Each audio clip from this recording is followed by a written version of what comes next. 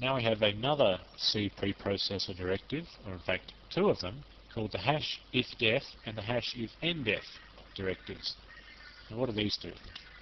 They conditionally omit code. For example, ifdef label and then some regular C code, any old C code, and then an endif. These directives, the ifdef and the ifndef, are special in that they are not put right up at the top of a C file, up at the top where the hash includes and the hash defines go. Notice I've always been putting those right up the top, outside of main. These can actually happen anywhere inside a C file. Notice also that the hash ifdef is used in this example, hash ifdef label, and then after the regular C statements I have a hash endif, which is not the same as hash ifndef. I'll tell you what that is in a moment. Wherever you have an ifdef or an ifndef, you follow that by a bunch of regular C code, any old C statements or functions or anything at all, and then you must end it with a hash endif. It doesn't matter whether you use hash ifdef or whether you use hash ifndef, you must end those with a hash endif. And what it means is this: if the given label is not defined using a hash define directive, then omit the C statements from compilation. Okay, so what does that mean? Up the top you might or might not have a hash define that says hash define label to be, I don't know, 0 or 1 or anything at all. In fact, you don't even have to define label to be anything. You can just say hash define label, and that's all you need. You don't actually need to have it defined to be anything at all, but you can define it to be something if you want it to be. So this bit of code actually tests to see whether label has been defined or not, and if it has not been defined, all those regular C statements get omitted. Can you see what we're doing here? We are actually able to remove great blocks of C code without deleting them. That's the principal purpose of ifdef and ifndef, is that you can wrap up regular C statements. You can take 100 C statements or even just one C statement and put a hash ifdef endif pair around them, and conditionally sometimes delete them and sometimes not delete them, depending on whether there's a hash define up the top of the program or not. It's really clever. I'll give you the classic example. It's when you want to comment out a piece of code, but you don't want to comment it out using comments. I'll show you an example of that in a moment. Let me just finish on this particular set of definitions for you. Hash else can also be used. So you can say ifdef label, and then you can have one set of C statements, then you can say hash else, and then have a different set of C statements. So one or the other will be compiled into the program. The other ones will be omitted. It's quite clever. That is definitely different to the regular else used with the if statement, the regular if statement. This is a hash else, which is used in the same way, but you just don't forget to put the hash on the front of it. And the hash ifndef can be used to check if an identifier is not defined. So you can say ifndef label, which means that the regular C statements following will only be compiled if label is not defined. I think I've got to give you some examples of this. It's probably getting a little bit scary just listening to it. This is ifdef.c. I'm going to use this now to define exactly what I'm talking about. Okay, I know that what I said before is a little bit cryptic because I didn't have a concrete example to work with, but now I do. This is our printing out our grid. Remember our grid of 18 by 18, or in this case 16 by 16 multiplication table. Okay, now let us pretend, just for the sake of argument, that there is a bug in this program, and every time I run it, it crashes, but I can't figure out why it's crashing. Maybe it's crashing during the calculation phase, because I don't know, and maybe it's crashing during the printing phase. So for whatever reasons, I decide that I just want to, let's say, comment out that entire block of code. I don't want to print the results. In fact, I'm going to run the program again, not printing the results, and see if it crashes. Because if it still crashes, then obviously the problem would lie in here. And if it doesn't crash, that means the problem would lie in here. So the simplest way to do that, you might think, is to comment out the code. Put a begin comment there and an end comment there. Now, is that going to work? Let's see. Let's compile that. We've got an error. Parse error before / on what line? Okay, it doesn't like that line of code. It doesn't like that closing comment. Why not? Because the comment is already closed here.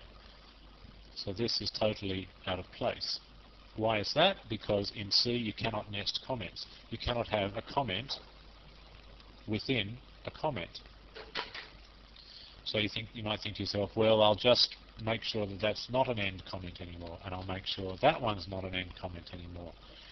Now that's just getting a little bit crazy, because if you were actually commenting out 200 lines of code and every second line was commented, it would take you longer to do that than it would do to find the problem in the first place. So I'll put those back in.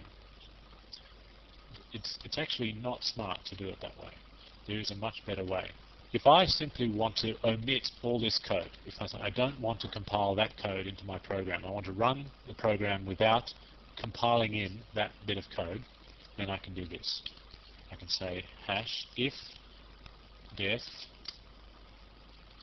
print. I don't have to use the word print. I can use any word I like there.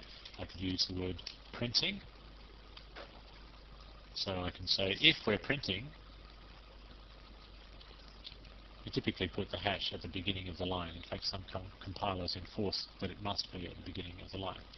Now, I've wrapped up this bit of code in a hash if def and an end if. What have I done?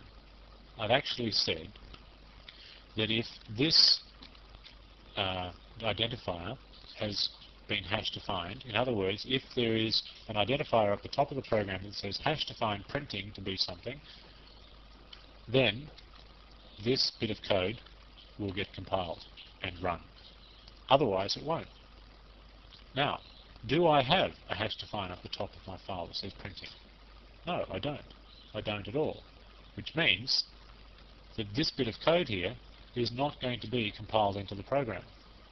It will simply be omitted. Let's check that. I'm going to compile this now. Okay, no errors, and run it.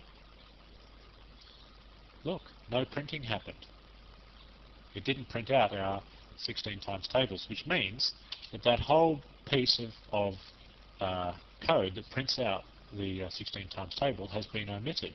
It's been omitted because I've wrapped it up in this particular conditional statement here. Now, I can change that. I can go to the top of my program and say hash define printing. Now, I could hash define it to be something, 0 or 1, or I could define it to be anything at all, any piece of rubbish, or I could just simply not define it to be anything. I could just say it is defined. That line there, I know it looks kind of silly. I'm defining printing, but I'm not defining it to be anything. That's actually a legal line of code. So I might just leave that in like that and see if it works now.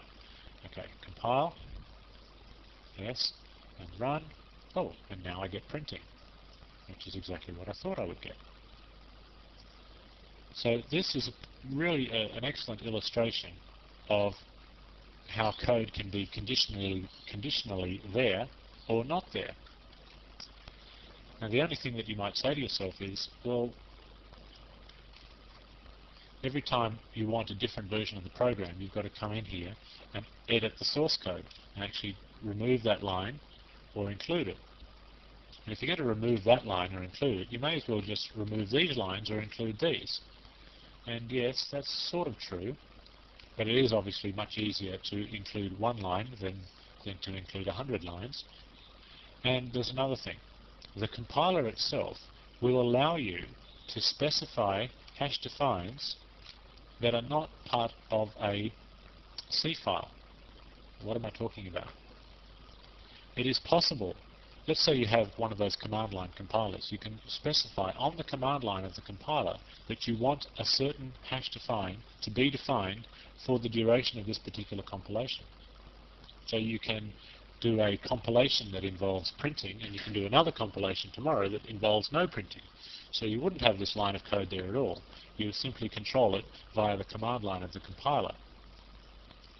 I believe that this particular compiler has that option, and it works like this. Let's just check it. Here are the compiler options. We don't have a directory, and we do have the following commands. And I think it is -d. I better check this.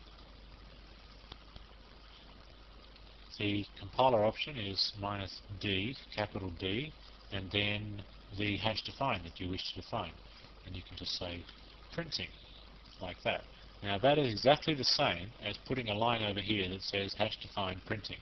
You can put it as part of the command line.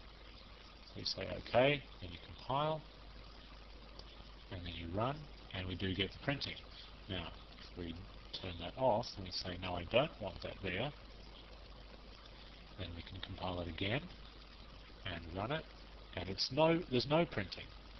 So it's very, very handy that you can just say tick the box or don't tick the box and put this thing in here, and you get completely different behavior for your entire program.